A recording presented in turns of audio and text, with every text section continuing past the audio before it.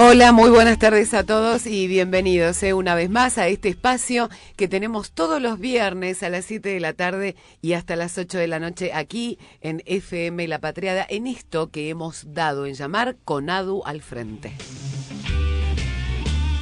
7 de la tarde, 6 minutos. Bueno, una tarde fresca, En Buenos Aires está raro el clima.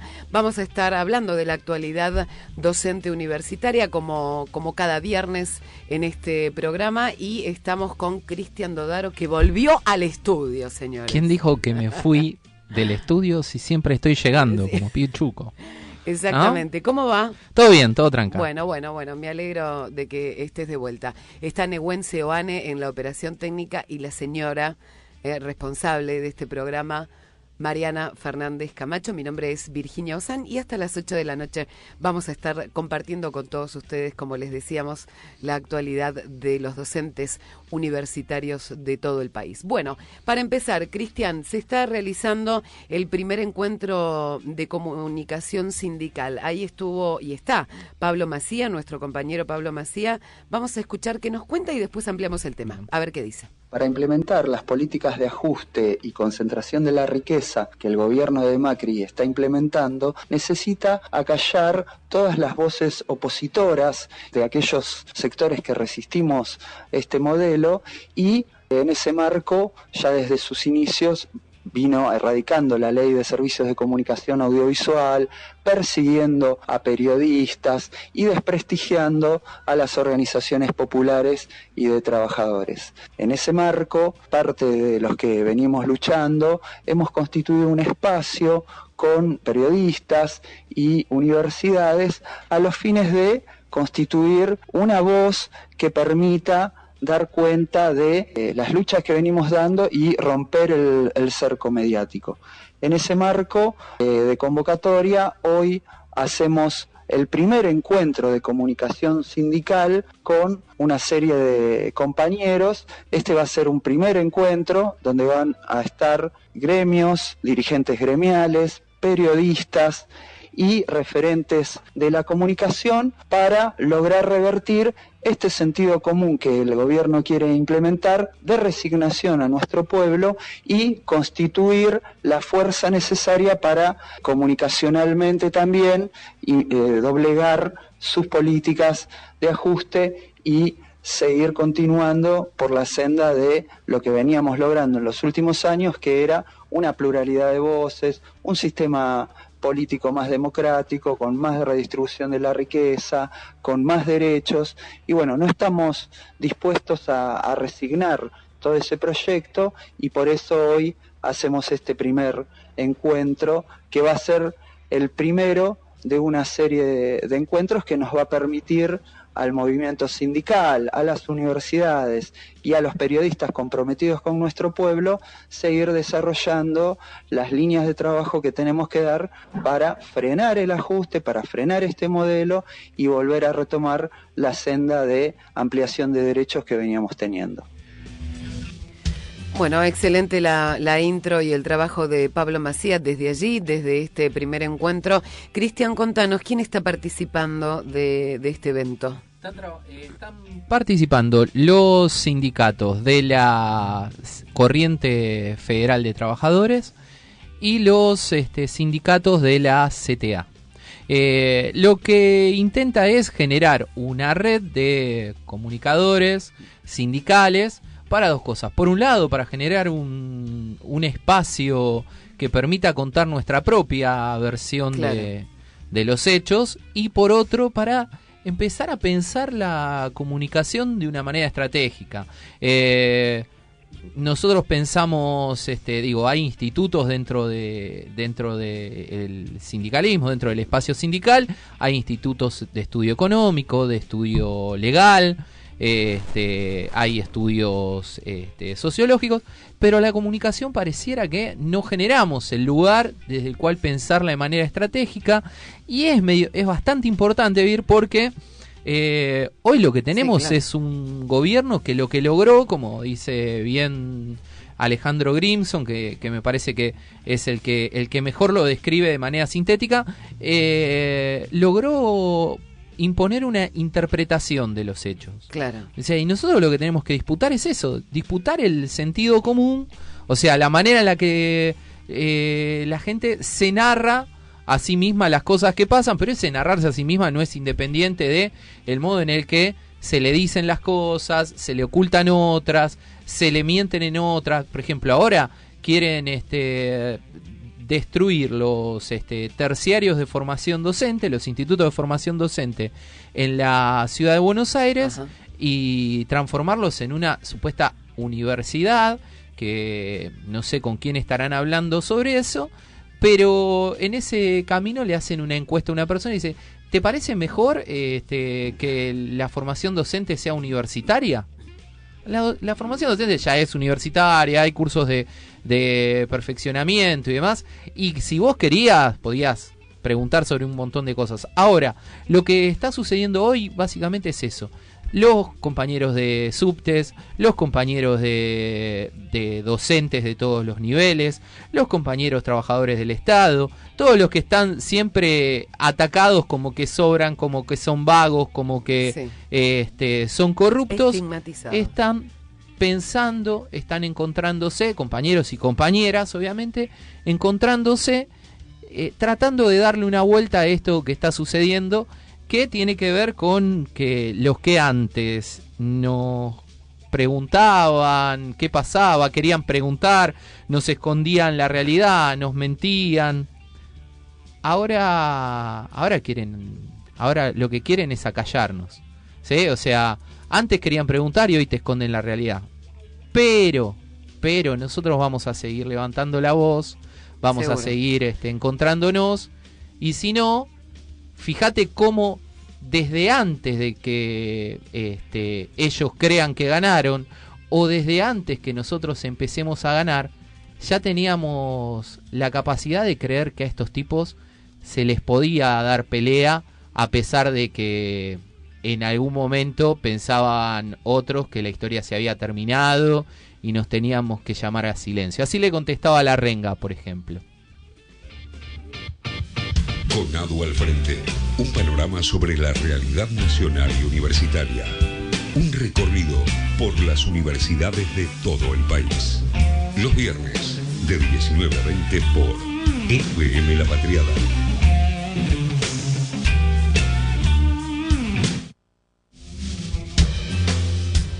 Vamos a dar las líneas de comunicación que tenemos, que son el 45883797, y si no, el WhatsApp, que es el 1522349672. Y Cristian, ¿ICQ tenemos? ICQ.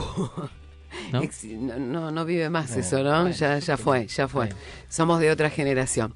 Bueno, y vamos a saludar, Cris, a todos los que nos escuchan en el interior del país, a toda la gente de la radio de la Universidad Nacional de Tierra del Fuego, que nos escuchan todos los lunes de 14 a 15 por FM 106.9 y a través de la web de esa universidad, y a todos a quienes descargan el programa desde el sitio web de Aruna, y también a todos los compatriotas de Santiago del Estero que nos escuchan también a través de la radio de la Universidad Nacional de Santiago del Estero. El saludo a todos, para todos ellos.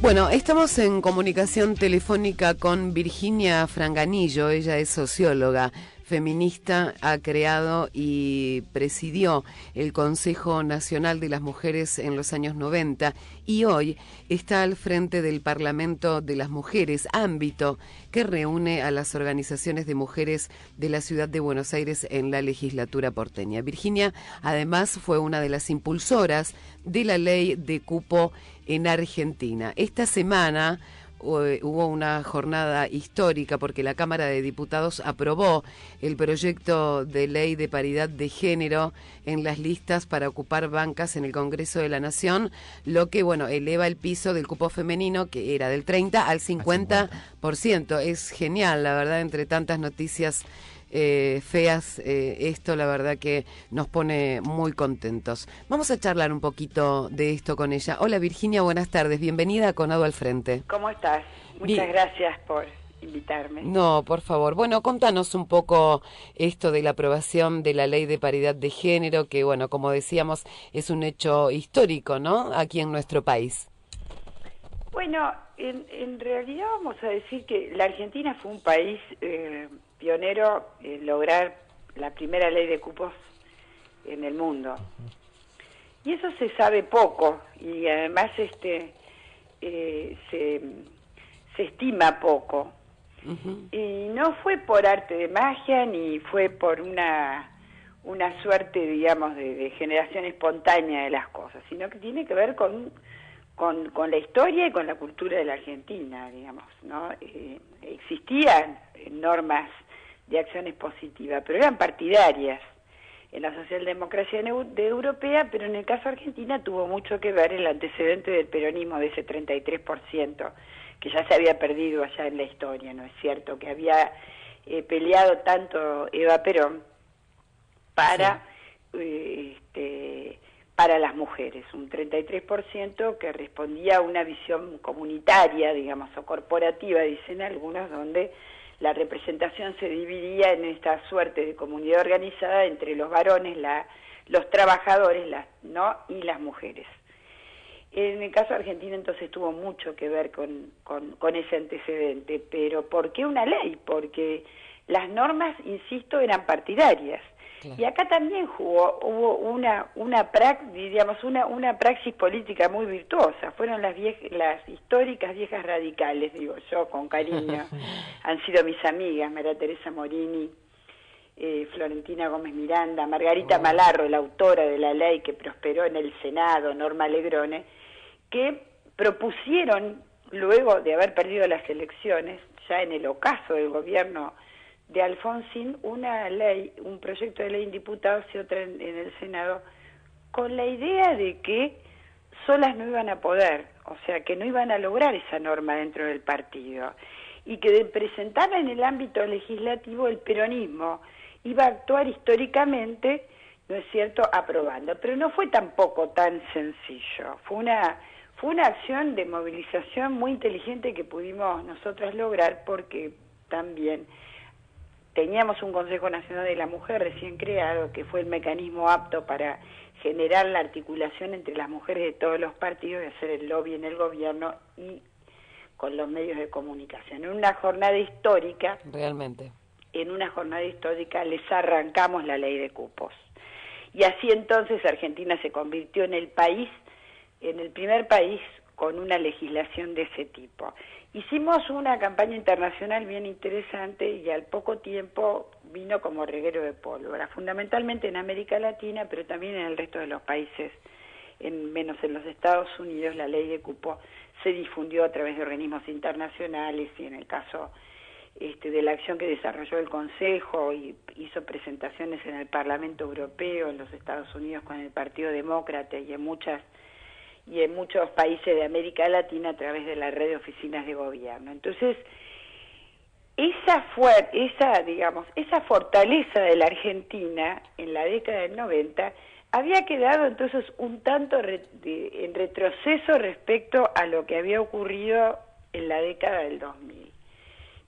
Siempre cuento yo esto porque en la presentación que hicimos en la Comunidad Europea, que fue en el año 93, la ley de cupo se implementa en una primera elección en el año 93, después hicimos la presentación en el Parlamento Europeo. Yo me acuerdo que después de hacer la presentación, varias diputadas francesas se pusieron a conversar conmigo contando de que filósofas francesas estaban debatiendo la cuestión de la paridad. Entonces, efectivamente, a principios del 90, las francesas, y extendido a esto a dirigentes de toda la Comunidad Europea, debatieron la paridad como un concepto, decían las francesas, de igualdad perfecta. Ahora, eso no prosperó rápidamente. Las francesas, a través del Partido Socialista, hicieron una gran campaña y pudieron lograr una representación de un 12%, pasar de un 5% a un 12%. Entonces, en el caso de esta paridad que estamos debatiendo en la Argentina, viene más de la tradición, o podríamos decir, más de lo que fue la reescritura que hace América Latina de lo que es la paridad. Y hay un hito muy importante que vale la pena mencionar, que es el Consenso de Quito, una reunión especial que hace la CEPAL en relación a las mujeres, y ahí se acuerda un concepto de paridad más amplio. Paridad en la representación de las instituciones políticas, paridad en el hogar, paridad en el empleo, paridad en la división sexual del trabajo, que sabemos cuán desequilibrada es. Entonces, Victoria. Hola. Virginia, ¿cómo estás? ¿Cómo te va? Te habla Cristian Dodaro de FEDUBA. ¿Cómo estás? Primero, un gran abrazo, muchas gracias por esta charla con nosotros. Te hago una pregunta en esto que vos venías contando, esta diferencia en el modo de entender la paridad desde Latinoamérica, este pensar más situado. ¿Vos creés que esta paridad lograda en lo electivo te va a permitir abrir a nuevas agendas, al tratamiento de pienso las leyes que hoy están incluso bajo amenaza, la ley de salud sexual, las leyes que tienen que ver con la protección y contra la violencia hacia la mujer? ¿Cómo ves ese juego legislativo en el marco de esto que vos planteás, que es una ampliación de derechos populares real, no el discurso institucional y nada más? Exactamente, una visión más amplia que la visión institucionalista de un continente que es el más desigual del mundo. O sea, que quienes pensaron y quienes trabajaron en ese acuerdo lo pensaron y lo sintieron desde América Latina. La ley de cupos feminizó la representación política y feminizó también la agenda legislativa. Yo creo que han pasado muchos años y ha sido más que virtuoso los efectos de la ley. Por supuesto que no resolvió muchas de las aspiraciones que nosotros teníamos, que de cambiar la política y de cambiar y de transformar la cultura, eso es más lento. Ahora, lo que sí está claro es que feminizó la agenda. ¿Qué es lo que pasa ahora? La agenda está en la calle.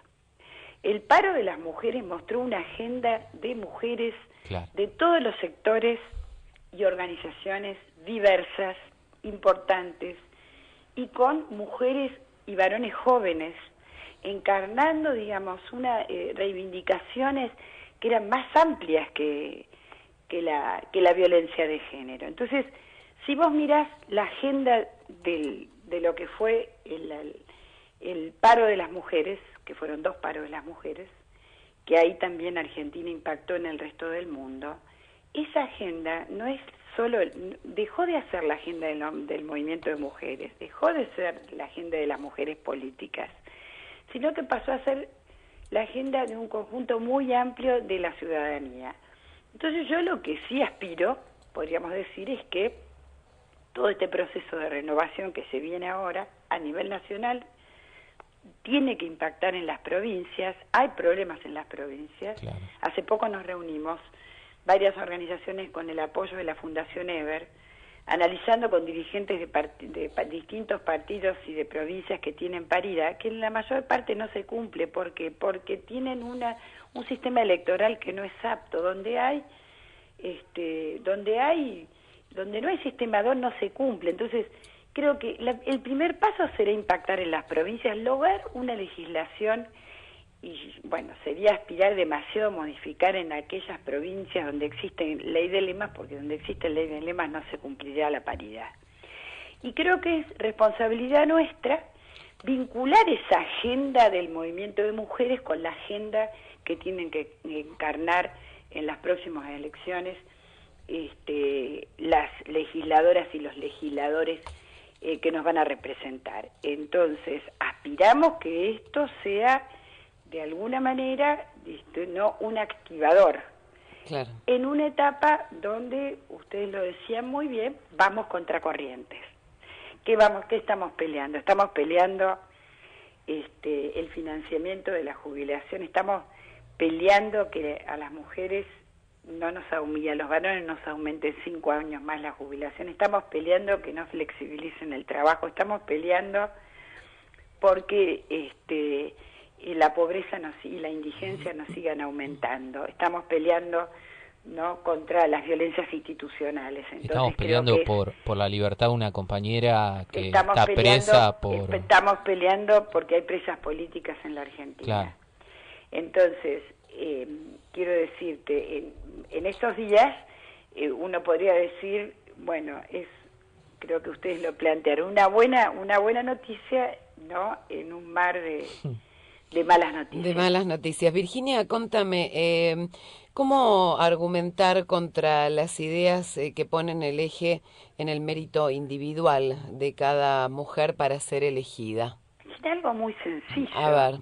El mundo de la política ha sido un mundo masculino. Sí.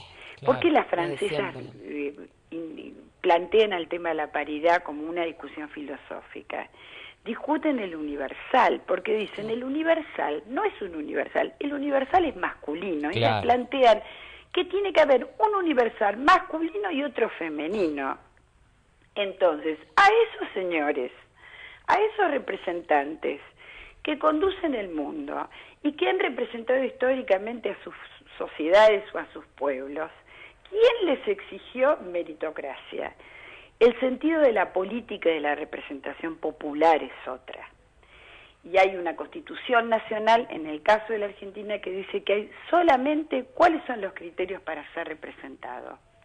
Nacionalidad argentina y tener una determinada edad. Entonces, creo que estas discusiones nos hacen bien, ¿no?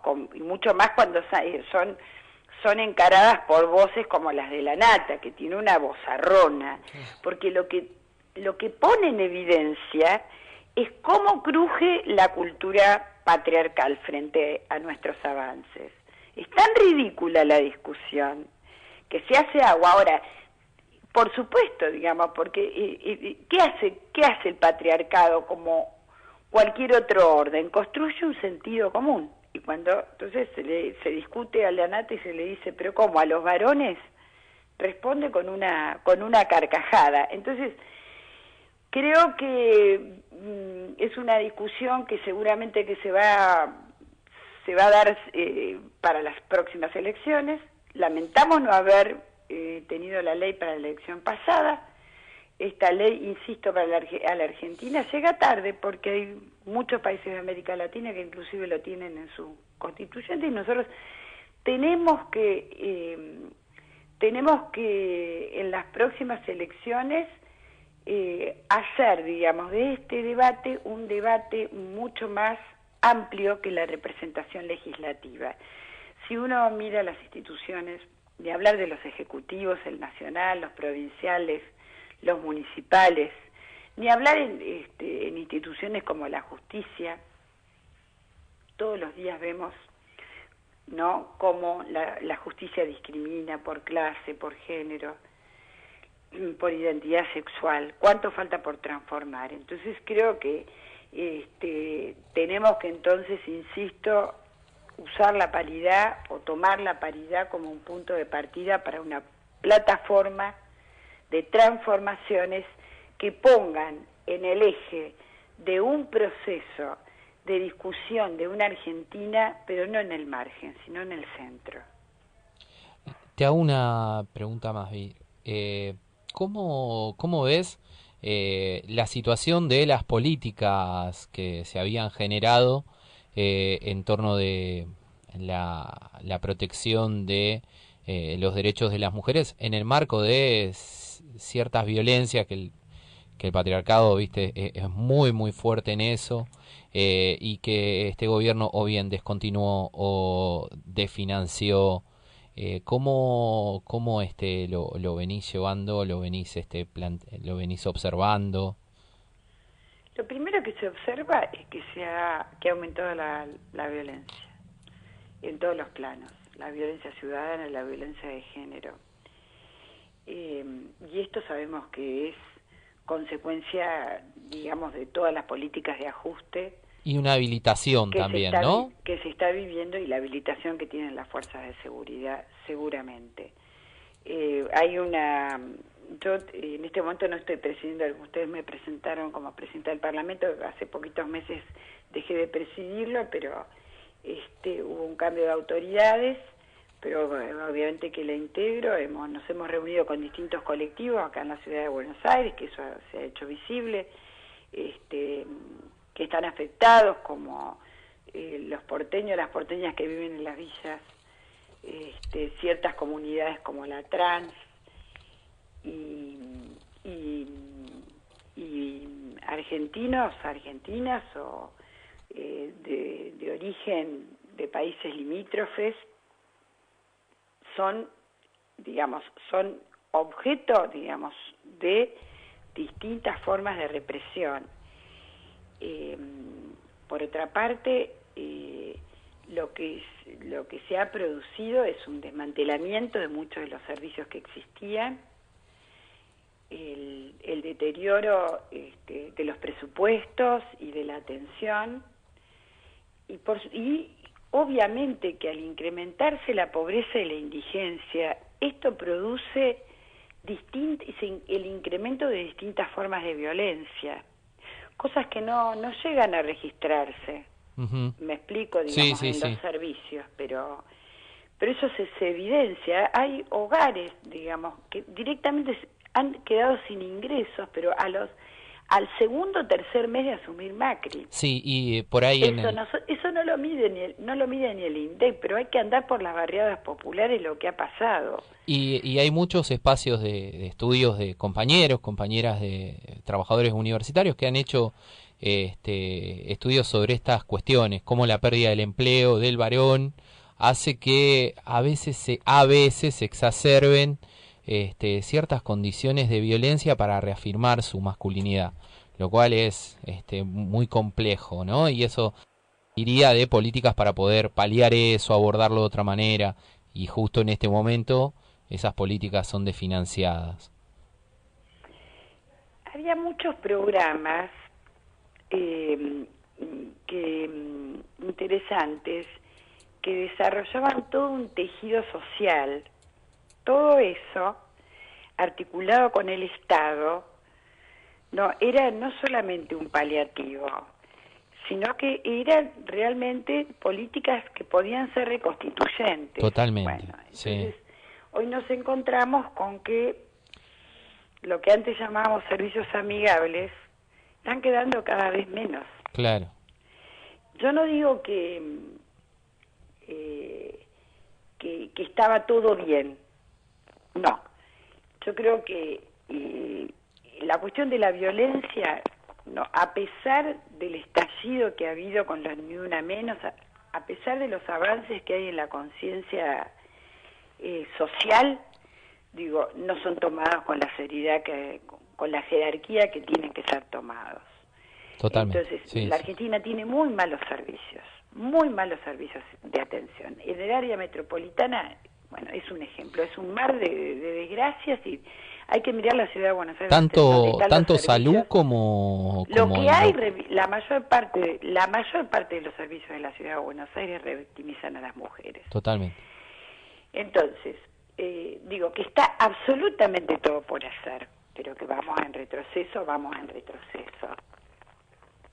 Virginia, te agradezco muchísimo, en nombre mío, en nombre de mis compañeras, el tiempo que nos has dado es para seguir charlando en extenso. Cuando quiera. Y en nombre también de todos los compañeros y compañeras de trabajadores universitarios, para seguir pensando estas cuestiones. Bueno, muchas gracias. Cariño para todos. Igualmente. Chau, a seguirla peleando, compañera. Un beso. Un beso. Chau. Escuchábamos a Virginia Franganillo, socióloga, feminista, y nos hablaba sobre la reciente aprobación de la ley de paridad y otras cuestiones respecto a una sociedad más justa, que es por la que seguimos trabajando y militando. Bueno, lo tenemos que cortar el tema, estaba lindo, pero se nos va el programa y tenemos que seguir con la actualidad de todos los docentes universitarios. 12 minutos para las 8 de la noche y... yo pensé que 12 minutos duraba el El tema, y más o menos le digo, más o menos. Bueno, estamos en comunicación telefónica, Cristian, con Leandro Macía. Él es abogado de CONADU y vamos a charlar con él de los siguientes temas. El gobierno está proponiendo cambios en materia laboral, previsional e impositiva. En el plenario de secretarios de CONADU que se realizó en el día de ayer quedó clara la posición contraria de la Federación, sobre todo por entender que las tres reformas están estrechamente relacionadas y en conjunto atrasan años los derechos que hemos venido ganando en estos últimos años los trabajadores y las trabajadoras. Este tema de la reforma previsional, de la reforma impositiva, de la reforma laboral que venimos hablando también en los últimos programas. Bienvenido, Leandro, a CONADU al Frente. Virginia y Cristian, te saludamos. ¿Qué tal? ¿Cómo les va? Bien, muy bien. Bueno, contanos un poco esto de los derechos, ¿no?, que estamos perdiendo, y detalles de las consecuencias de estas reformas que acabamos de mencionar.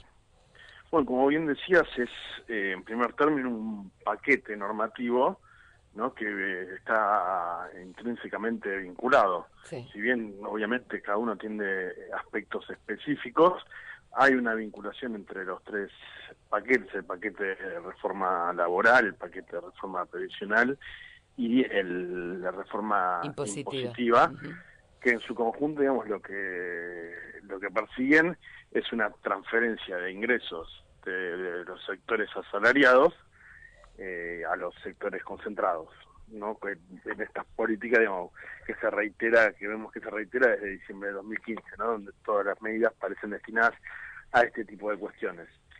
En particular, bueno, ahora parece que se va a retrasar el tratamiento de la reforma laboral y se avanzaría con la reforma impositiva y la reforma previsional, y todos los analistas dan cuenta que en realidad lo que hay es una exacción de fondos que pertenecerían o que pertenecerían en el futuro a los jubilados, ¿no?, a partir de la reforma de la modificación del cálculo del haber previsional. Uh-huh. Y eso supliría un poco lo que se dejaría de recaudar. Hay que decirlo también, todo el paquete de reforma laboral implica menos recaudación para el ANSES. Y desde ya el paquete de reforma impositiva, que contiene una baja en los aportes patronales, ¿no? Correcto, sí, sí. Baja relativa, porque para las pymes es un alza respecto a la normativa actualmente vigente. Las pymes pasarían a pagar más de lo que venían pagando. O sea, castigaría más a los... ¿Qué tal? ¿Cómo estás? Te habla Cristian Dodaro. ¿Qué tal, bien, Cristian? Compañero? O sea, como siempre, castigaría más a los sectores con menos recursos. Sería una distribución regresiva del ingreso. Exactamente. Lo que viene a hacer es una distribución regresiva, viene a consolidarlo a través de un paquete normativo, con lo cual, digamos, tiene pretensión de estabilidad en el tiempo, es decir, que esta distribución regresiva después sea más difícil volver a revertirla, ¿no? En ese marco, CONADU, la Federación marcó una estrategia de movilización, ¿no? En el plenario de secretarios generales se destacan la movilización el día que se trate el presupuesto, movilizar el 29, ya se fijó la fecha, en el marco de la unidad que se viene construyendo entre las CTAs y la Corriente Federal de los Trabajadores, y plantear acciones de visibilización. ¿Cómo venís trabajando vos en eso desde tu parte, ¿no? Como abogado, en qué lugares vas a estar participando y demás? Contanos un poco. Bueno, yo pertenezco a una asociación, con la Corriente de Abogados Laboralistas 7 de Julio, compuesta por abogados de la especialidad que tienen una perspectiva pro-obrera, que, bueno, participamos a partir de la realización de documentos y análisis de las propuestas en sus distintas facetas, así como en la difusión, ya sea por medios o en sindicatos o donde se nos invite, para difundir, ¿no? Porque esto es, además de una perspectiva histórica, si se quiere, pretende ser el resquebrajamiento de una tendencia. Si bien ya ha habido antecedentes con la ley de riesgo de trabajo, esta normativa que comprende además aspectos del contrato individual de trabajo viene a romper una tendencia de normativas a favor del trabajador. Claro. Lo mismo, una tendencia de ampliación de derechos respecto de las personas a las que alcanza el sistema de seguridad social. Acá se rompe una tendencia y eso también es trascendente la reacción de los sectores que vos mencionabas. Hay que no se puede dejar de mencionar a la Secretaría Gremial de la CGT, ¿no? A cargo de Pablo Moyano, y además es variopinta la convocatoria. ¿Y por qué no se puede dejar de mencionar? Porque lo que hace es poner de relieve esto, ¿no? Que no es una norma más, algo pasajero, sino que me parece que se está observando el peligro de romper una tendencia de años para comenzar una tendencia regresiva. ¿No? Sí,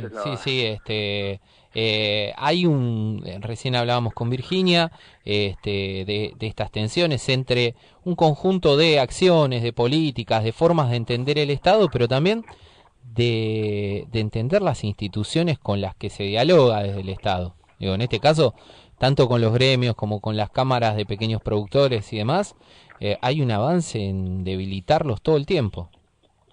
Exactamente,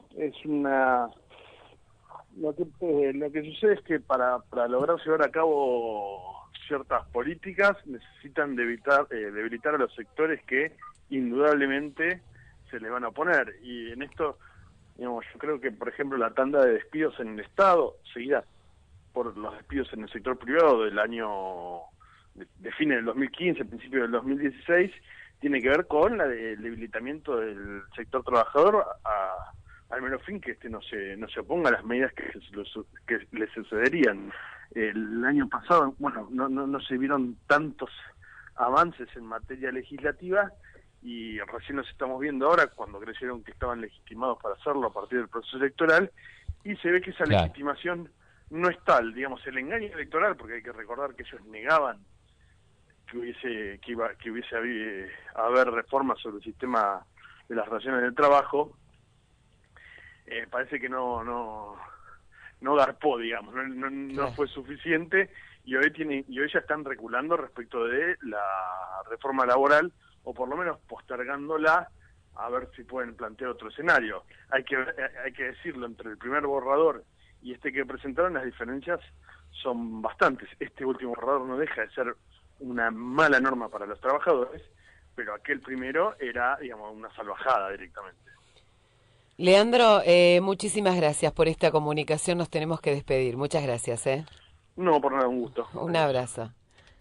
Bueno, la comunicación con Leandro Macía, abogado de Conado. Antes de irnos, que ya tenemos que despedirnos, queremos recordarle, Cristian, a todos los oyentes, la marcha convocada para el 29 de noviembre en el marco de la asunción de la flamante senadora Cristina Fernández de Kirchner. Y es el momento en el que tanto la CGT, o sea, la Corriente Federal de los Trabajadores, como las dos CTA, varias seccionales de la CGT, regionales, San Martín, Córdoba, etcétera, decidieron para manifestarse, que es lo que decíamos recién, en el marco de la oposición a estas reformas que se venían llevando adelante. Pero esta semana también, de martes a jueves, los compañeras de FEDUBA eligen a sus representantes sindicales. Bueno. Hay gente muy copada en esa lista, otra no tanto, pero bueno, hay gente que hace lo que puede. Por ejemplo? Hay gente muy valiosa, Belén Sotelo, Federico Montero, Fava, Manfred, me voy a olvidar de gente muy, muy valiosa, y bueno, y otra que va a hacer lo que puede, pero bueno. Es así. Bueno, les contamos eso y recuerden, convocamos a esta marcha el 29 de noviembre a las 3 de la tarde en el Congreso Nacional. Gracias a todos. 2 minutos para las 8. Nehuen Seoane estuvo ahí en la operación técnica, Mariana Fernández Camacho en la producción, Cristian Dodaro aquí en la conducción, y mi nombre es Virginia Osa. Muchísimas gracias a todos. Buen fin de semana. El viernes que viene nos volvemos a encontrar aquí en Conado al Frente. Chao.